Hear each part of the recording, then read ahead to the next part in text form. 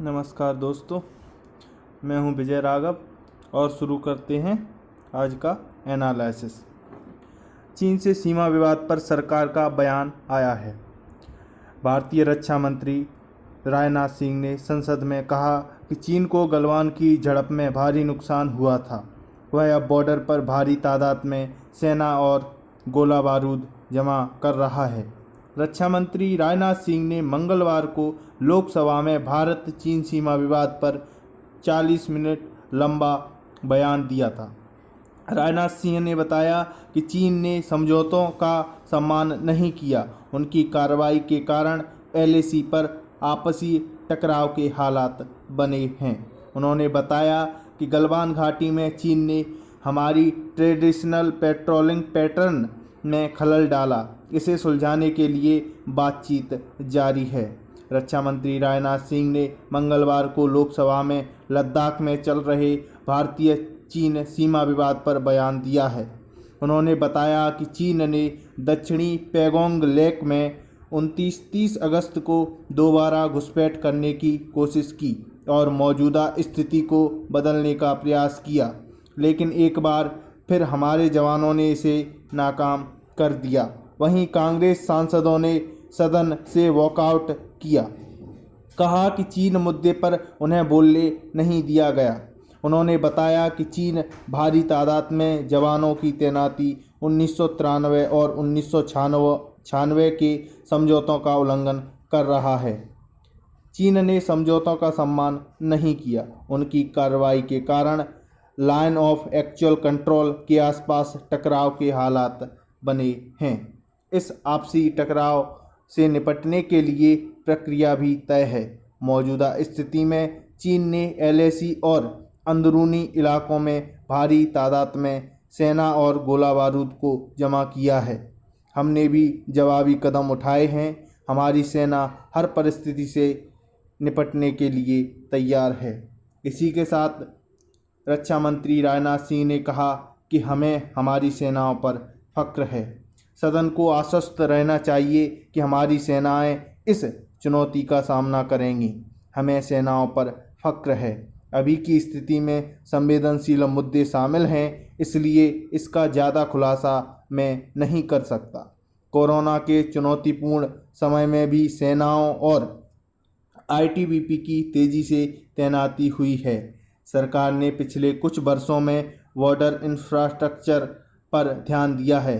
हमने इसका बजट 2 गुना से भी ज़्यादा बढ़ाया है। आइए जानते हैं गृह मंत्री के भाषण की प्रमुख 5 बातें। नंबर 1, चीन क्या नहीं मानता।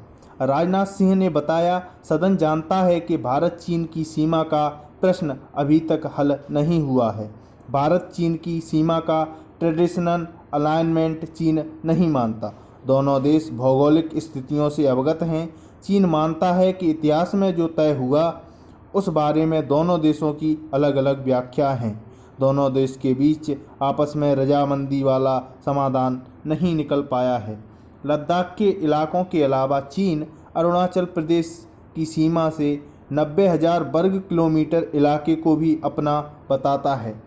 सीमा का प्रश्न जटिल मुद्दा है। इसमें सब्र की ज़रूरत है। शांतिपूर्ण बातचीत के जरिए समाधान निकाला जाना चाहिए। दोनों देशों ने मान लिया है कि सीमा पर शांति जरूरी है। नंबर 2, चीन शांति बहाली को तैयार, लेकिन दोनों देशों के बीच कई प्रोटोकॉल भी हैं। दोनों देशों ने माना कि एलएसी पर शांति बहाल रखी जाएगी। एलएसी पर किसी तरह की गंभीर स्थिति का दोनों देशों के बीच रिश्तों पर गंभीर असर पड़ेगा। पिछले समझौतों में यह जिक्र है कि दोनों देश एलएसी पर कम से कम सेना रखेंगे और जब तक सीमा विवाद का हल नहीं निकलता तब तक एलएसी का सम्मान करेंगे। 1990 से 2003 तक देशों ने एलएसी पर आपसी समझ बनाने की कोशिश की, लेकिन चीन ने इसे आगे बढ़ाने पर सहमति नहीं जताई। इसी वजह से एलएसी को लेकर मतभेद हैं। अपनी मॉस्को यात्रा के बारे में रक्षा मंत्री राजनाथ सिंह ने कहा कि भारत बातचीत के जरिए विवाद का हल चाहता है। इस उद्देश्य को पाने के लिए मैं चीन के रक्षा मंत्री से मॉस्को में मिला। मैंने साफ तरीके से चीन के सामने भारत का पक्ष रखा। हम चाहते हैं कि चीन हमारे साथ मिलकर काम करे। हमने यह भी साफ किया कि हम देश की संप्रभुता के लिए पूरी तरह प्रतिबद्ध हैं। उन्होंने कहा कि इस बार हालात अलग हैं। बीते समय में भी चीन से गतिरोध बना। डोकलाम मामले में भी चीन और भारत कई दिनों तक आमने सामने उनकी सेनाएं डटी रहीं, लेकिन शांति से इसका समाधान निकला। इस साल सेना की तैनाती और टकराव के मामले में हालात पहले से काफ़ी अलग हैं। फिर भी हम इसके समाधान के लिए प्रतिबद्ध हैं। हम हर तरह के हालात से निपटने के लिए तैयार हैं।